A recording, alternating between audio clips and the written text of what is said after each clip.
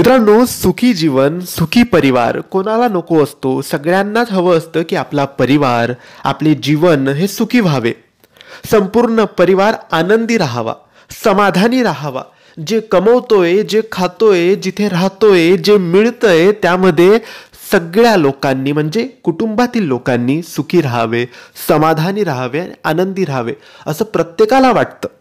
तर यासाठीच काही सोपे उपाय, सोपे तोडगे आहेत जे आपण केलेत तर आपलं आयुष्य, आपलं जीवन सुखी होईल, आपल्या कुटुंबातील लोक सुखी होतील.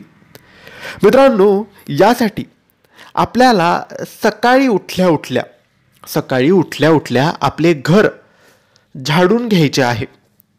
आणि एक गोष्ट लक्षात ठेवा, रात्री किंवा संध्याकाळी चुकून सुद्धा घर झाडून काढू नये. झाडायचं असेल पण कचरा घरातून बाहेर फेकायचा नसतो, कारण यामुळे आलेली लक्ष्मी स्थिर राहत नाही, ती घराबाहेर निघून जाते. आणि रात्री आपण चुकून सुद्धा झाडायचं नाही, कचरा बाहेर फेकायचा नाही, सकाळीच आपण ते झाडायचं. त्यानंतर मित्रांनो, संध्याकाळ होताच देवाजवळ दिवा लावावा आणि घरात उजेड करावा, कारण अंधाऱ्यात घरात दारिद्र्याचा आणि राहुकेतूचा वास होत असतो. मित्रांनो, जर आपण कुठेतरी विशिष्ट कामासाठी घराबाहेर जात असू तर दही साखर खाऊन घराबाहेर जायचं, त्यामुळे आपल्याला कामात यश मिळते.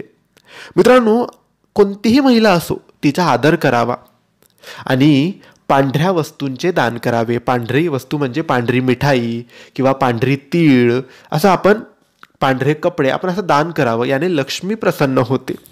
मित्रांनो, घरामध्ये फुटलेली भांडी, तुटलेली फुटलेली भांडी किंवा बंद पडलेला इलेक्ट्रॉनिक्सचा सामान, फाटलेली असतील ती जुनी कपडे असतील, ते सगळं काही घराच्या बाहेर काढायचं, कारण यामध्ये राहुकेतूचा वास आणि दारिद्र्याचा वास असतो.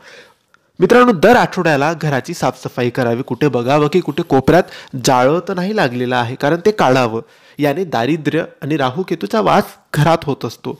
आणि लक्ष द्यावं की आपल्या घरात कटकटी होत तर नाही ना, भांडण वादविवाद तर होत नाही ना, कारण यामुळे लक्ष्मी घरातून निघून जाते. मग कोणीच, तुम्ही किती पैसा कमवला तरी कोणीच प्रसन्न समाधानी राहणार नाही. वादविवाद होऊ देऊ नका. घरात कोणत्या ना कोणत्या देवाचा मंत्रजप तुम्ही करत राहा, सकाळ संध्याकाळ दिवा देवपूजा करत राहा. आणि शक्यतो मांसाहारापासून लांब राहावं, कारण मांसाहार आपण केलं तर माणसाची मनस्थिती सुद्धा तशीच होत असते. म्हणून मांसाहार कोणत्याही प्राण्याला मारून खाण्यात खूप मोठा आनंद नसतो. म्हणून साधं शाकाहारी जेवण करा, देवाचे नाव घ्या, बघा तुम्हाला स्वतःला समाधानी आणि प्रसन्न वाटेल. श्री स्वामी समर्थ.